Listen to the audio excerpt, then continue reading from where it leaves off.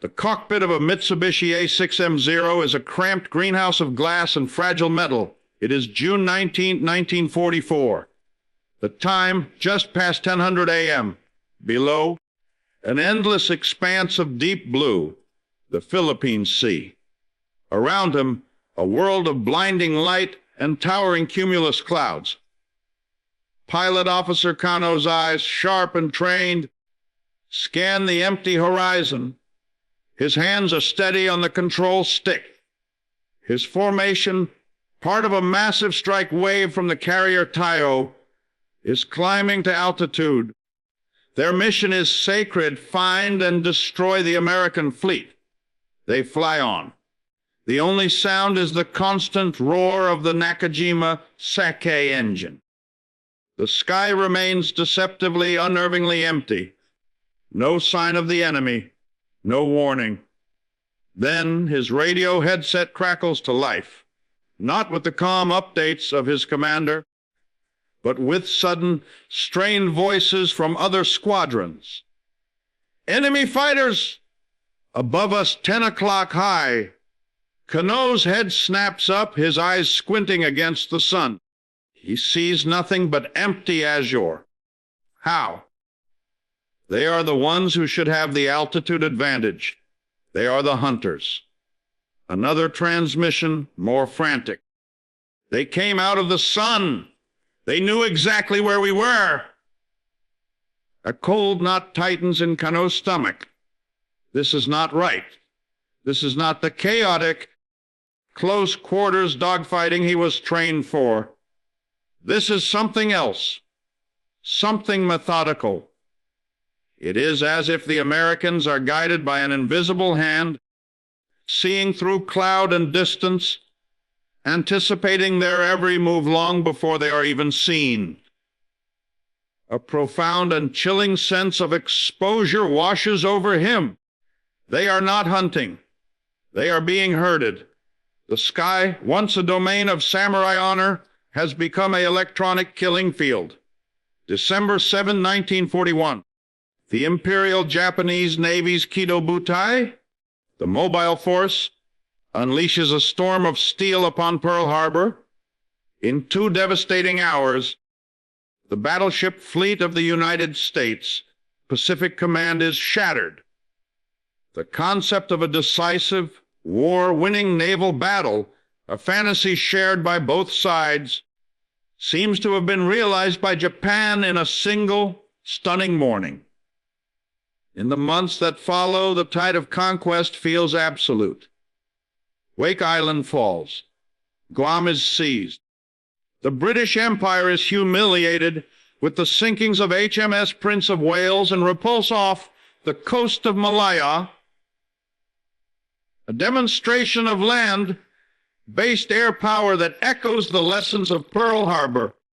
Then, the crown jewel Singapore, the supposedly impregnable fortress, surrenders in February 1942. The Dutch East Indies are overrun, their vital oil fields now fueling the Japanese war machine. The Philippines are besieged, with American and Filipino forces making a desperate last stand on the Bataan Peninsula. The weapon that delivers this cascade of victories is naval aviation, perfected by Japan to a degree unmatched by any other nation. Their aircraft, the nimble and long-range A6M Zero fighter and the deadly accurate HE-D3A Val dive bomber, are not just machines. They are extensions of a warrior ethos. Their pilots are an elite, the products of a brutal, years-long training regimen that whittles down thousands to a few hundred of the best in the world. They possess unparalleled situational awareness, sharp eyesight, and an almost mystical belief in their own superiority. To meet them in the sky is to face a whirlwind of precise, lethal aggression. For the United States Navy, reeling and wounded, the problem is stark. How do you stop an enemy you cannot see coming? Japanese scout planes, Launch from cruisers and submarines would shadow Allied fleets. Once found, the Kido Butai would launch a coordinated, multi-axis strike from beyond the visual horizon. The first warning often came with the whistle of falling bombs or the sight of tiny specks in the distance rapidly growing into enemy aircraft. By then, it was too late. Fighter combat air patrols, CAP, were reactive, scrambling blindly, often wasting fuel and altitude while the enemy struck with impunity. The fleet's primary defense, its anti-aircraft guns, was a last-ditch, desperate measure. The battle was already lost if the enemy was in gun range. The United States needed a miracle. It needed to see the unseen. It needed to pierce the fog of war not with better eyes, but with a new sense entirely. The seeds of this new sense, however, were not born in the Pacific, but in the laboratories of the interwar period. Scientists in Britain and America had been experimenting with radio detection, finding ERDF, later renamed radar. The principle was simple, yet its implications were revolutionary. Transmit a pulse of radio energy. When it strikes an object, a tiny fraction of that energy echoes back. By measuring the time it takes for that echo to return, you can calculate the object's range. By the late 1930s, primitive early warning radar stations, like the British Chain Home Network, were already being erected, a thin electronic shield against the looming threat of the Luftwaffe. But a land-based radar station was one thing. Shrinking this complex temperamental technology, a labyrinth of vacuum tubes, capacitors, and wiring, into a system that could withstand the violent shocks of naval gunfire, the corrosive salt air, and the constant vibration of a ship's engines, was a problem of a different magnitude. As Japan celebrated its conquests, American scientists and engineers worked under the crushing pressure of necessity. The first sets were bulky, their resolution poor, their operators requiring almost arcane skill to interpret the faint, fuzzy returns on a cathode ray tube. But they were a start. They were the first faltering steps toward building an electronic eye that would stare back into the face of the storm.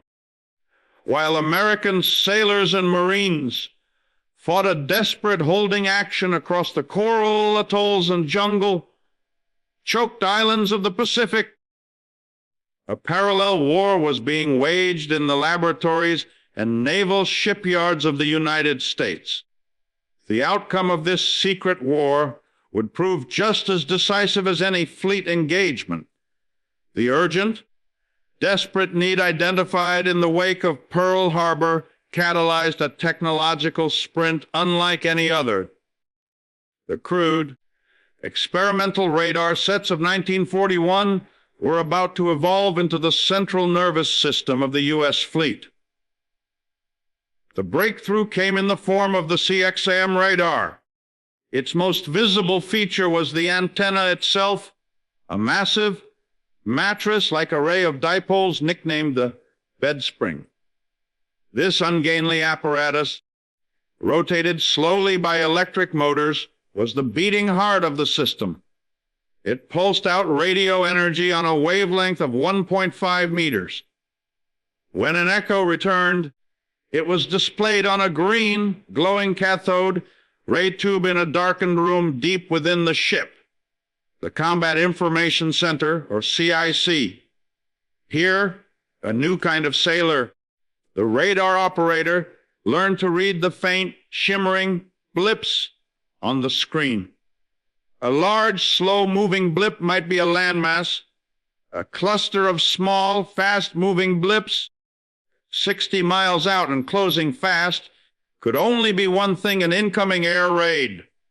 The first XAM sets were installed on major warships in late 1941 and early 1942, including the carrier USS Yorktown. They were far from perfect. Their range resolution was crude. They could tell you something was out there, but not how many somethings there were. They could be fooled by weather clutter, and their long wavelength meant they could not provide the precise targeting data needed to aim anti-aircraft guns. But they offered something priceless: time. A warning of 20, 30, or even 40 minutes was a quantum leap from the 2 or 3 minutes of visual spotting. It was the difference between a frantic, disorganized scramble and a methodical, prepared defense. The U.S. Navy, a service steeped in tradition, now had to reinvent its doctrine around this new technology. The most critical innovation was the birth of the Fighter Director Officer FDO. Stationed in the CIC, surrounded by radio sets and radar scopes, the FDO was an air traffic controller for a life and death battle. His job was to synthesize the stream of raw data from the radar operators. He had to distinguish friend from foe, estimate altitude and bearing, and then, using clear, calm radio procedure, vector the waiting combat air patrol, the Grumman F4F Wildcat fighters circling the fleet directly into the path of the incoming threat. This was a radical departure from the Japanese model. The American fighter pilot no longer needed the legendary eyesight of his opponent. He didn't need to spend hours patrolling empty sky. He could be held on deck, engines cool, pilots resting, until the moment he was needed. Then he would launch, climb to the altitude dictated by the FDO, and be guided to an intercept point. The FDO would bring him to a visual merge. Tally-ho was the signal that the baton had been passed from the electronic eye to the human one.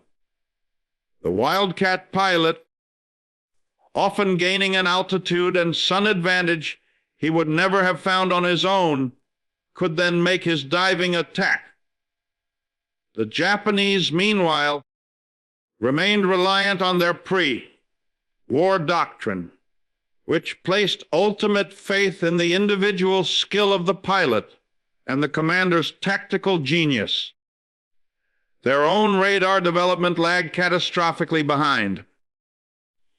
They viewed the technology with a degree of skepticism, seeing it as a defensive, even passive tool, unbefitting a warrior navy dedicated to the decisive offensive battle.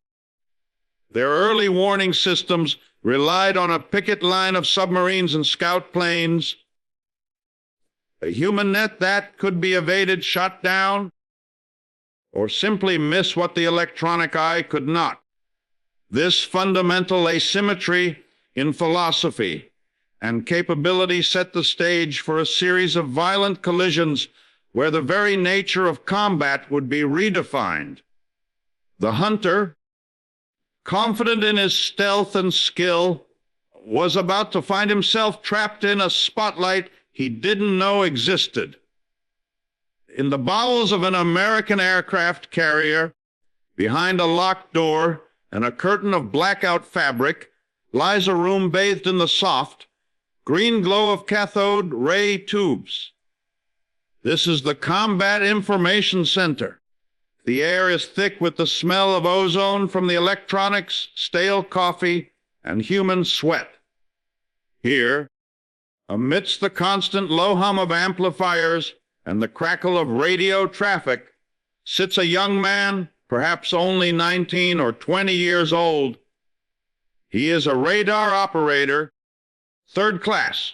His uniform is simple, but his responsibility is immense. He is the fleet's Serenos, its remote sense of sight. His world is a circular screen, 10 inches across. His focus is absolute. His left hand gently turns a knob, adjusting the gain. His right rests on the plotter, a clear sheet of plexiglass over a map. A time baseline sweeps clockwise, a silent metronome measuring distance. He is listening for the war, watching for it.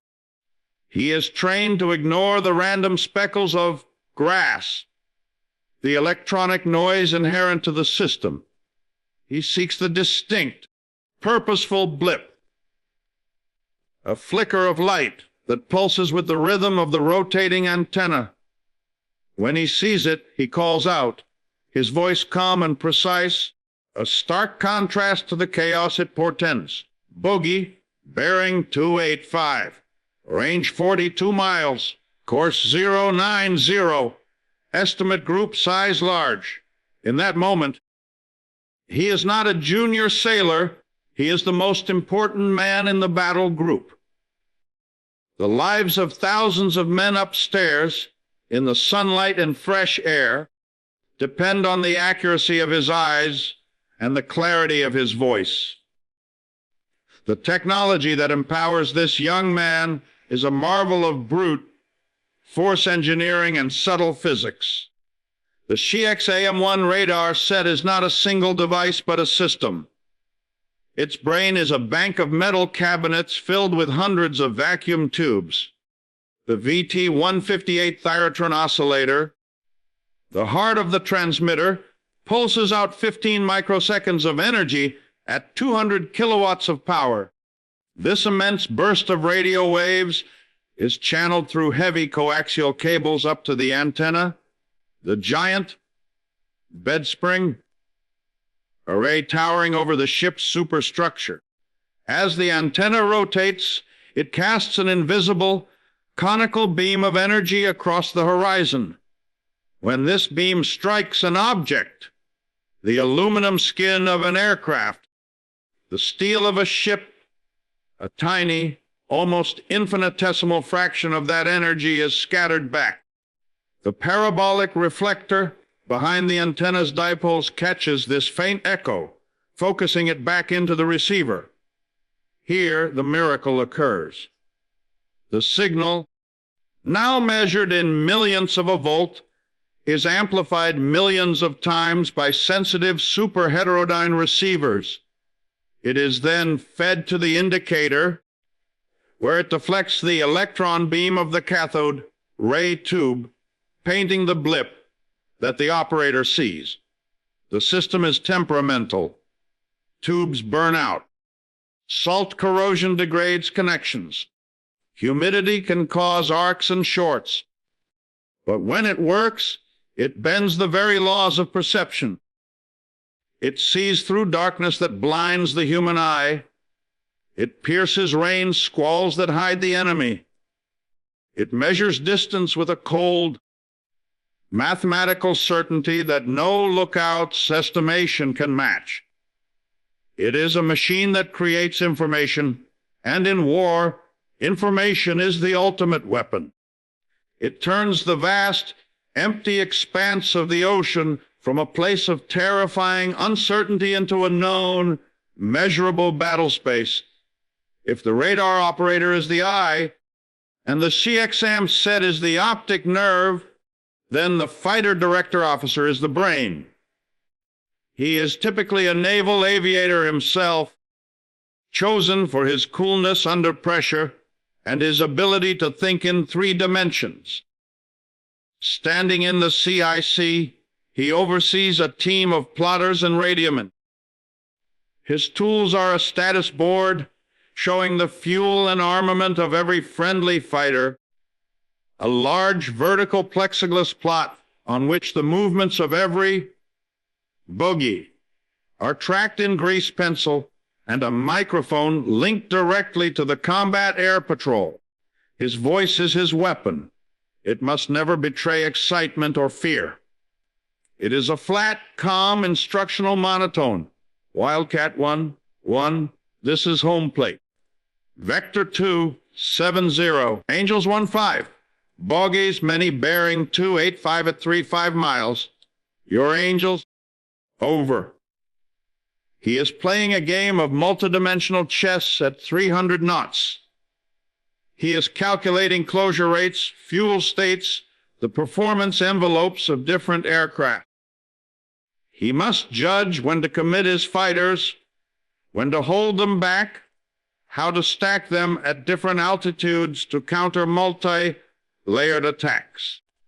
This centralized control was anathema to the individualistic, dogfighting culture of the past. It required a profound trust. The pilot in his cockpit, denied a clear view of the overall battle, had to trust that the disembodied voice in his ear was leading him to the enemy.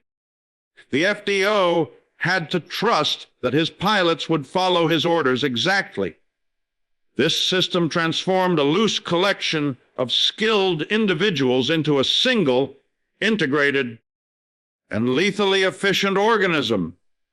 It was the embodiment of American industrial age warfare, systematized, managed, and devastatingly effective. From the other side of the radar screen, the world looked entirely different. The Japanese naval aviator was the product of a system designed to create not just pilots, but modern-day samurai. His training was a years-long gauntlet of merciless elimination. He was drilled in navigation by the stars, in aircraft recognition, in acrobatics that pushed the limits of both man and machine. He developed what they called Teiaten, a heightened situational awareness, a sixth sense for the sky around him. His aircraft, the Mitsubishi A6M Zero, was an extension of this philosophy. Incredibly lightweight, long-ranged, and phenomenally maneuverable. It was a dueling weapon designed for the fluid, close, range dogfight where individual skill decided the outcome. This culture revered the offensive spirit, Jikakujo, the aggressive urge to seize the initiative. The ideal was the quick, decisive kill. A pilot's worth was measured in his eyesight, his reflexes, his courage in single combat. Their doctrine was built on this foundation. Find the enemy with a web of scouts, concentrate forces with speed and surprise, and then overwhelm the enemy's defenses in a series of coordinated, violent strikes. The concept of a prolonged defensive battle, managed from a remote, darkened room, was alien to them. It was passive, it was weak, it lacked honor. Consequently, Japanese investment in radar was hesitant and fragmented. They understood its basic principles, and by 1942 had fielded their own sets, like the Type 21 Air Search Radar. But it was a technological afterthought, not a central pillar of strategy. The Japanese sets were notoriously unreliable, with poor range and resolution. More critically, they failed to integrate them into a cohesive combat system. There was no equivalent to the American CIC or the FDO. A Japanese ship that detected a blip might radio a warning to other ships, but there was no centralized authority to vector fighters, no system to manage an integrated fleet, wide air defense. The information died where it was received. The pilot in his Zero remained reliant on his own sharp eyes, his own instincts, and the hope that his commanders had outthought the enemy. He flew into battle believing in his own invisibility until the moment of visual contact, a belief that American radar was about to shatter forever. The impact of radar was not confined to the tactical level of fighter intercepts. It fundamentally altered the calculus of high command. This can be seen most clearly in the contrasting styles of the two opposing admirals at the war's turning point, Isoroku Yamamoto of Japan and Raymond Spruance of the United States. Yamamoto, the architect of Pearl Harbor, was a gambler. He believed in the single, decisive battle, the Kentai-Kessen, where Japan's superior fighting spirit and tactical brilliance would destroy the American fleet. His moves were bold, complex, and predicated on surprise and misdirection. At the Battle of Midway, his plan was a masterpiece of over-engineering, splitting his forces to lure the Americans into a trap. But his entire scheme was blind. He had no radar on his carriers that could provide early warning, and his search plane patrols were haphazard. He was operating on assumption and guesswork. Spruance, calm and methodical, was the antithesis of Yamamoto. He was not a gambler, he was a chess player. And at Midway, his most powerful piece was not his carrier, the USS Enterprise, but the radar on the island of Midway itself. The early warning radar set on Midway provided the first concrete information of the approaching Japanese strike force. This hard data allowed Spruance to make the cold, calculated decision to hold his position, letting the Japanese commit to their attack on the island first. He then launched his own aircraft at the maximum possible range, a risky move that consumed fuel, but one based on the certainty of the enemy's location provided by intelligence and corroborated by radar sightings. When the Japanese counter punched, attempting to find and strike the American carriers, it was the CXAM radar on the USS Yorktown that gave the warning. It was not enough to save the Yorktown from eventual damage, but it allowed her to launch her fighters and prepare her defenses, blunting the attack.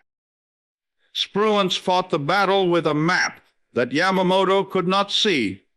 He used the electronic eye to offset his numerical and experiential inferiority, turning Yamamoto's complex gamble into a simple, brutal ambush. Radar had elevated command from an art to a science, and Spruance was its master practitioner. June 1944. The strategic initiative in the Pacific had irrevocably passed to the United States. The American island hopping campaign had reached the Marianas Islands, Saipan, Guam, Tinian. Their capture would sever the Japanese inner defensive perimeter and place the home islands within the operational range of the new B-29 Superfortress bombers. For Japan, this was an existential threat. The Imperial Japanese Navy was ordered to execute Operation A, go a final, decisive fleet engagement to destroy the American carrier forces and turn the tide of the war.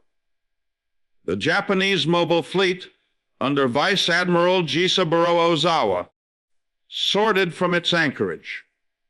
Ozawa's plan was clever, leveraging his one remaining advantage, the longer range of his aircraft. He intended to station his carriers to the west of the American fleet, using the islands as unsinkable air bases, and launch massive shuttle bombing attacks. His planes would strike the Americans, then land on the island airfields to rearm and refuel, before attacking again on their return to the carriers. It was a strategy that relied on outranging the enemy. Opposing him was the U.S. Fifth Fleet, commanded by the imperturbable Admiral Raymond Spruance. His primary charge was to protect the amphibious landings on Saipan. His force, Task Force 58, under the tactical command of the aggressive Vice Admiral Mark Mitscher, was a floating empire of naval power, 15 fast carriers, protected by a screen of battleships, cruisers, and destroyers. And at the core of this defensive screen was the most sophisticated, integrated air defense system the world had ever seen. Every ship, from the largest carrier to the smallest destroyer, was equipped with air search radar. The combat information centers aboard the carriers hummed with activity. Their status boards updated constantly via ship, took ship radio links, creating a single, unified picture of the battle space. On the morning of June 19, 1944, the sea was calm. The sky was a deep, clear blue, dotted with puffy white cumulus clouds. Aboard the American carriers, the atmosphere was one of focused tension, not panic. Radar scopes had been clear for hours, but the intelligence was clear the enemy was coming. Pilots of the Combat Air Patrol stood ready in their ready rooms, while deck crews prepared the next waves of fighters. Below, in the CICs, fighter director officers sipped coffee and watched their glowing screens. They were waiting. They knew that the first sign of the battle would not be a lookout's cry, or the sound of an engine, or the faint electronic pulse on a green glass screen. At 09:59 hours, the waiting ended. A radar operator on the USS Lexington, his voice tight with controlled excitement, broke the silence. Many bogies, bearing 270. Range 150 miles. It's a big one. The blips on the scope coalesced into a massive, sprawling formation. The first wave of Ozawa's offensive, 69 aircraft launched from his carriers, was inbound. The American fleet had been given over an hour's warning. The trap, built not of steel but of electrons, was about to be sprung. The calm, procedural voice of the fighter director, officer aboard the USS Lexington, crackled over the radio net. All Wildcat units, this is home plate. Vector 270, Angels 20. Bandits, many bearing 270, range 140 miles. Your Angels, acknowledge. On the decks of the American carriers, engines coughed to life. Grumman F6F Hellcats, the Zero's purpose-built, heavily armed nemesis, began launching in rapid succession. They did not climb in a desperate, fuel-wasting scramble. They ascended in ordered stacks, guided by the FDOs to specific altitude blocks, creating a layered, impenetrable wall of fighters between the Japanese Armada and the American fleet. The pilots flew on instruments, their trust placed entirely in the calm voice from the CIC. They were chess pieces being moved across a board they could not see. 100 miles out from the American fleet, the Japanese formation, a mix of Zeros, Yokosuka D4Y Judy dive bombers, and Nakajima B6N Jill torpedo bombers, flew on unaware. They were at 20,000 feet, conserving fuel, their pilots scanning the skies ahead for the first visual sign of the enemy. They saw nothing. The horizon was empty. A sense of unease began to creep in. Where were the American fighters? Where was the fleet? Then, without warning, the sky above them erupted. The FDOs had positioned the Hellcat groups perfectly, granting them the ultimate tactical advantage, altitude, and the sun at their backs. A pilot from the USS Essex later recalled, "It was like shooting ducks in a barrel. They were just there. We rolled in on them from about 5,000 feet above. They never saw us coming. The first pass was a slaughter. Hellcats diving at tremendous speed. Their 50 caliber machine guns ripping the fragile Japanese aircraft to pieces. Zeros designed for agility in a turning fight were utterly helpless against a diving, slashing attack from an unseen enemy. Bombers laden with ordnance and fuel exploded into fireballs or spiraled down, trailing thick black smoke. The American pilots, disciplined and following their vectoring instructions, made single high-speed passes, then climbed back to altitude to reset for another attack. They did not get drawn into turning dogfights. They executed kill after kill with cold, mechanical efficiency. Radio transmissions from the Japanese strike groups tell the story of their disintegration. The airwaves filled with confused, frantic calls. Enemy fighters! Above us! They are everywhere! We are under attack! We cannot see them! Form up! Form up! But there was no formation left to hold. The coordinated attack disintegrated into a chaotic melee of individual survival. A few determined Japanese pilots broke through the Hellcat gauntlet, only to be met by the next layer of the defense, the fleet's anti-aircraft screen. And here, another radar system came into play, the Mark 37 gun director with its fire control radar. These systems could track incoming aircraft automatically, calculating lead and range, directing the rapid-fire 5-inch and 40mm Bofors guns with terrifying accuracy. The sky around the American fleet became a literal wall of flak, a Maginot Line in the sky, shredding any aircraft that dared to press home and attack. The first wave was annihilated. Of the 69 aircraft, only 24 survived. They had inflicted negligible damage. As they turned for home, broken and defeated, a second, larger wave of 128 Japanese aircraft was already in the air, and the American FDOs, having expertly managed their cape, were already repositioning their fighters. The process repeated itself. Radar detection, comm vectoring, a diving, slashing Hellcat ambush. The second wave was massacred. Then a third wave met the same fate. By the end of the day, the score was apocalyptic. The Japanese had launched 373 carrier-based aircraft. American fighters and anti-aircraft fire had shot down between 290 and 315 of them. The Americans lost only 29 aircraft in return, with most of their pilots rescued. The sea around the American task forces was littered with flaming wreckage. The pilots, exhausted, their ammunition expended, returned to their carriers with unbelievable reports. One famously radioed, "Hell, this is like an old-time turkey shoot." The name entered history. It was not a battle. It was a systematic electronic extermination.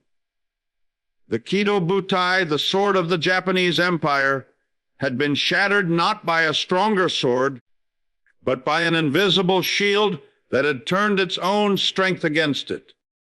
The afternoon of June 19, 1944, gave way to a quiet, eerie twilight over the Philippine Sea. The relentless cacophony of aircraft engines, machine gun fire, and exploding flak was replaced by the sound of wind and wave. Below the American fleet, the ocean was a grim testament to the efficiency of the kill. Shattered wings, floating inflatable rafts, and expanding oil slicks marked the graves of hundreds of Japanese aircraft. Rescue operations for downed American pilots were underway, a luxury their opponents would rarely enjoy. The raw statistics of the battle, later compiled by military historians, are so lopsided they defy the conventional logic of warfare. The Japanese mobile fleet had launched 373 aircraft from its carriers in the attacks of June 19th. Of these, only a shattered remnant, fewer than 130 aircraft, returned to their decks. Many of those that did return were so badly damaged they were pushed overboard to make room for others. American pilots and anti-aircraft gunners had claimed between 290 and 315 confirmed kills in a single day of combat, a loss rate of over 80%. In exchange, Task Force 58 lost 29 aircraft in aerial combat, with a significant number of their pilots rescued. The material victory was absolute, but the true war-winning damage was not just to the Japanese inventory of planes. It was to their irreplaceable human capital. The pre-war cadre of elite naval aviators, the product of years of rigorous training, had been steadily attrited since Midway and the Solomons campaign. The great Marianas Turkey Shoot was the coup de grace. In those few hours of systematic destruction, the Japanese naval air arm lost the bulk of its remaining experienced squadron leaders, flight officers, and veteran pilots. The men who went down with their planes over the Philippine Sea were not just pilots, they were the institutional knowledge, the tactical expertise, and the very soul of Japanese naval aviation. Their replacements, rushed through abbreviated training programs, were boys compared to the warriors they replaced. They lacked the flight hours, the navigational skill, the marksmanship, and the situational awareness that had made the early war Japanese aviators so formidable. The corpse was hollowed out. From this point forward, the quality of Japanese naval aviation would be in an irreversible terminal decline. They could still build aircraft, but they could not manufacture the years of experience and ingrained skill that had been wiped out in a single afternoon. The shockwaves of this loss extended to the highest levels of command. Aboard his flagship, the carrier Taiyo, Admiral Ozawa received the fragmentary, disastrous reports with a stoic silence. He had played his MasterCard, and it had been effortlessly countered by a system he barely understood. The initiative for the remainder of the war now belonged entirely to the United States Navy. The defeat of the Japanese mobile fleet at the Battle of the Philippine Sea was not merely a failed naval sortie. It was a strategic implosion. With Ozawa's air groups effectively obliterated, the American invasion of the Marianas became unstoppable. The battle had been fought to prevent this very outcome. Its failure guaranteed it. The landings on Saipan, which had begun on June 15, proceeded with renewed vigor, free from the threat of significant naval intervention. The Japanese garrison on the island, though it fought with fanatical desperation, was now completely isolated. The island was declared secure on July 9, 1944. The fall of Guam and Tinian followed swiftly thereafter.